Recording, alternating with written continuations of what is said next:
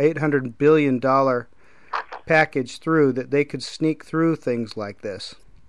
Of course, none of the senators or congressmen read it at all, and the Republicans couldn't stop it. Well, I like the professor from Princeton's arguments because he really was much more realistic and down to earth than a lot of the other defenders of this line item that we've been reading about, are the ones that claim that it would never be used as to ration cost. The professor just admits right up front that we have to realize that human life has a cost, and it's properly analyzed by cost-effective analysis, and that you cannot place an infinite value on the human life. It wouldn't be just human life; it would be any kind of malady that costs money to cure, like blindness or any kind of disease. And this is all part of national health care. This is going to have to be an important part of it, because rationing based on cost is the what is going to keep the system from going bankrupt. Yeah, they put it in there on purpose for sure. Now the one of the detractors in the article, or in another article on Bloomberg, said that hiding health legislation in a stimulus bill is intentional. Tom Daschle. That's just politics as usual. These omnibus, I didn't say that right, but these bills that include a lot of different subjects, those are done on purpose to sort of smuggle issues past the Congress, and that's what they do. Yeah, if you saw this little piece of it, it says he attributed Daschle, who he never got confirmed because of his problems with whatever nannies or something as health secretary, but he nevertheless was behind this provision. Uh-huh. He attributed the failure of the Clinton administration's healthcare overhaul to debate and delay. And a year ago, Daschle wrote that the next president should act quickly before critics can mount an opposition. And he said, quote, "If that means attaching a health care plan to the federal budget, then so be it. The issue's too important to be stalled by Senate protocol." Yeah. Yeah, that's pretty bad, isn't it? Well, he's been a politician for too many years. Well, he actually thinks what he's doing is ethical. Yeah, well, that's exactly what they were able to do. They got this thing in, and it's modeled after something they do in Britain, with their health service there.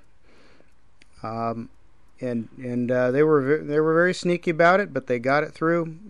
I never even saw any debate about that provision, because the debate time was so short, and it was all about the financial crisis. They just filled the airwaves with those arguments. You might want to mention what some people had to say about this. Rush Limbaugh has talked about this in his op-eds and radio show, and yeah. He has highlighted the fact that, or warned, I would say, that will be used to deny treatment to people that is too expensive. How would you like to be in a situation where we have national health care, you are dying of some malady, and the government will not approve it to give it to you because it costs too much, even though it would save your life, because it's not cost effective. Either it's way expensive, or you don't have enough more years to live because you're old anyway, or something to that effect. And how would you feel if you had enough money of your own that you would be glad to pay for that kind of treatment, but because we have national health care, you can't get that at any price, because if somebody gave you that treatment outside of the system and you paid for it on your own money, that those people who supplied you with that care would then be cut completely out of the healthcare system. They'd be out of business for the rest of their lives, and so they would have to just let you die. That's the situation that we are headed through, and that's what is so frightening. That's what it looks like, and I don't see how it's constitutional. It looks like when the bill creates a bureaucracy called. No, wait, but there's a lot of things things that aren't constitutional, that doesn't stop anybody anymore. Yeah, they want to just get it in and then fight it out in the court later. But this bill They don't even fight it out in court. They just blatantly ignore the Constitution these days. Yeah, that's true for many things. Now, this, I didn't see this part, but now it says there's a bureaucracy called the National Coordinator of Health Information Technology. Sounds like a health czar who will monitor treatments to make sure your doctor is doing what the federal government deems appropriate and cost-effective. When you say make sure, that what that means is that they're going to tell the doctors what to do, and the doctors are going to do it, because otherwise, or else they're criminally liable. You don't second guess the government when you have national health care.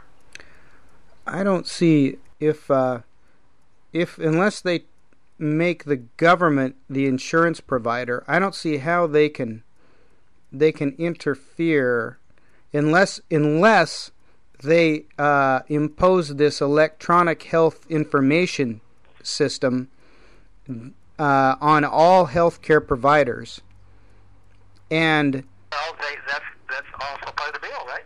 They yeah. have an electronic information system that they are going to impose on all healthcare providers by 2011.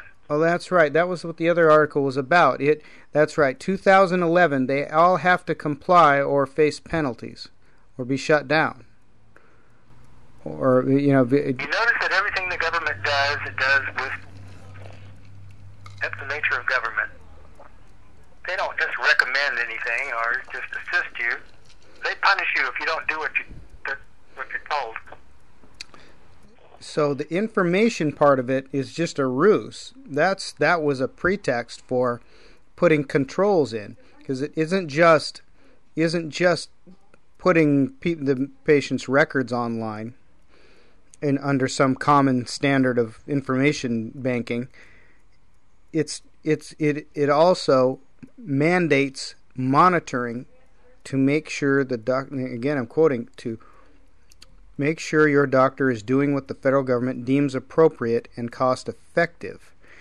So I don't know. Again, a lot of bureaucrats see the system, make sure everybody's doing what they're told. Well, here's where I'm confused. If it's a private doctor, a private health insurance company, and a private citizen, what? Oh, and you know what they could do is hold the club over the head of the healthcare provider and say, you can't serve Medicare and Medicaid patients if you do not comply with these health cost-effective. That's exactly the way they do it now. Yeah. You access to the Medicare system if you don't do what you're told. Now, under national health care, we're all Medicare patients. Yeah. So right now, there are doctors who do serve patients outside of the Medicare, and they don't accept Medicare patients, and they're private doctors, and they have high prices, and they're worth it.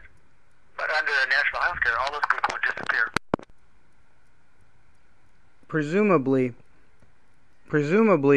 this bill alone would only have jurisdiction over then the providers that serve Medicare and Medicaid patients, and still wouldn't be able to get at the even if they impose the information system on the independent private only doctor.